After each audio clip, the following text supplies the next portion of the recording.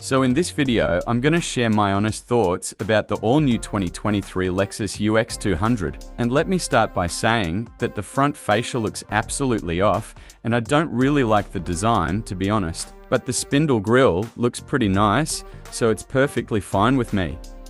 Anyway though, I'm not really sure about what other vehicles are competing with this Lexus UX 200 in this category, but I can only think about the 2023 Genesis GV60 as a direct competition for now.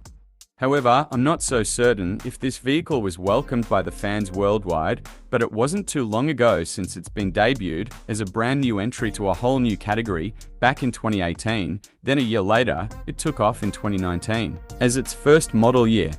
So let's get back to the exterior design, and I gotta say that I really love the look of this hood.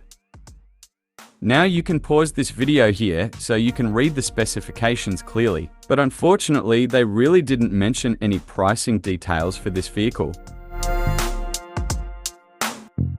Like I mentioned earlier, when I said that the Lexus UX 200 was debuted back in 2018 as the first ever 2019 model, this UX 200 in particular, which I'm recording right now, is actually a refresh model, but only in the interior, which I'll show you in a bit later in this video.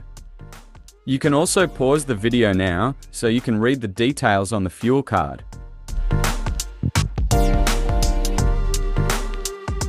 To be honest, the overall exterior design looks pretty weird, with all these body lines. But to me at least, it looks pretty cool and futuristic. And even when looking at the back, which looks a lot nicer than the front end, but with these sharp corners of the taillights, it looks pretty scary.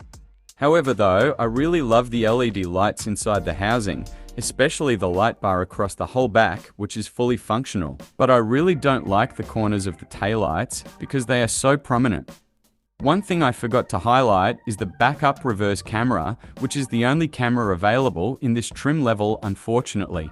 But with this style looking black cladding, which is placed at the lower portion of the back bumper, looks very tasteful, with these reflectors on each side. Very nice. Sadly though, they didn't make any open gap under the roof spoiler for tucking the window wiper there. This way it would have looked cleaner and more modern by now. Now let's check out the cargo storage. As you can see, this cargo isn't too big, so maybe it can't hold up to more than 2 travel bags because of the slopey tailgate, which takes away so much cargo space.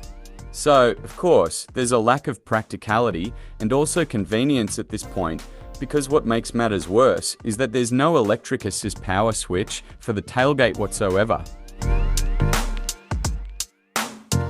Continuing to walk around, I forgot to mention that it's a small subcompact crossover, so it's more of a hatchback form factor. And generally speaking, you can see how beautiful this side profile really looks, with all these weird looking body lines.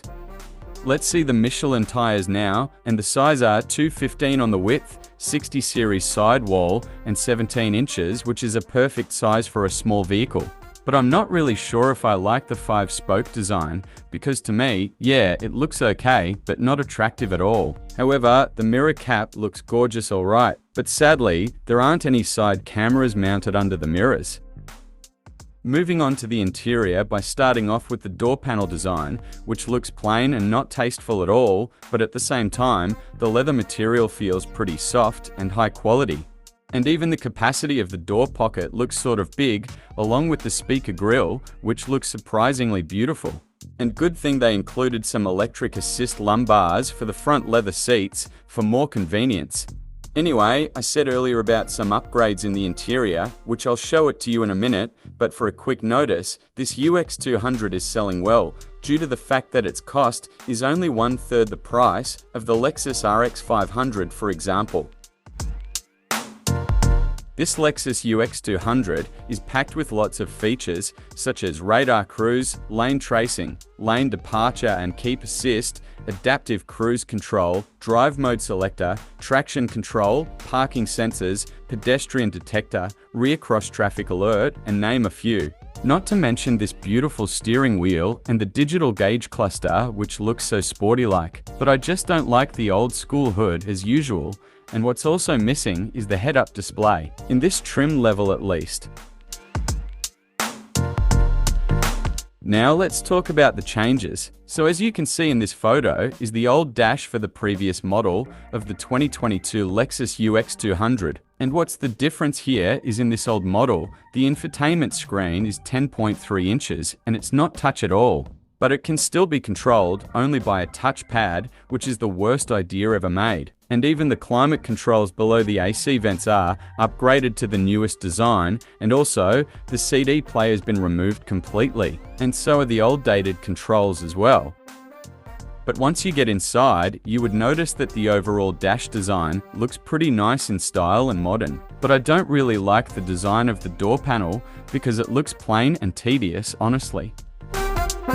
Now let's talk about the redesigned infotainment screen, and this time it's an actual touch screen and they have managed to move it closer so the driver can touch it more ergonomically and without stretching his arm whatsoever. But unfortunately, the size is only 8 inches for this trim level, which is ridiculous and very small to use and to look at, but in higher trims like the UX 250 has a 12.3-inch infotainment touchscreen, which is pretty big in modern standards. However though, this infotainment system supports wireless Android Auto and Apple CarPlay, as well as the voice command feature, which is a big plus. But the bigger plus here is having a dual zone climate controls in this package, which is great. There's also a phone storage with a wireless charging pad and 2 USB-C ports as well, but there's no 12 volt in that storage.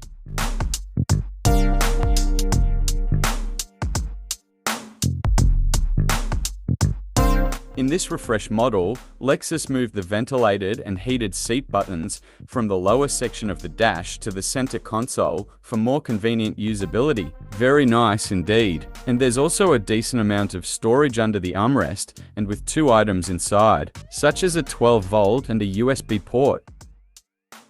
Unfortunately, this mirror lacks an auto-dimming functionality, but it can still be found in higher trim levels.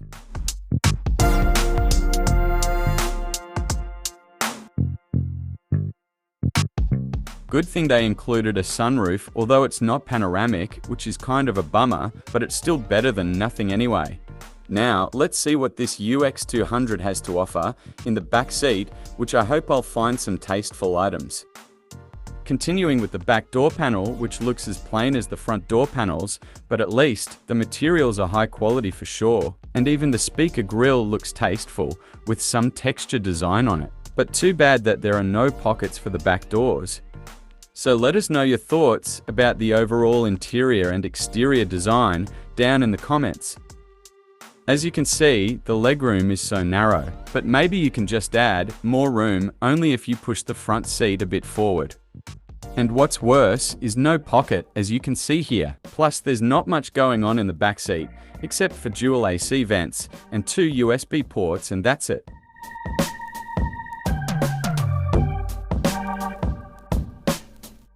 But the funny thing is, they just included 1 pocket on the right side on the back of the front passenger's seat. So stupid.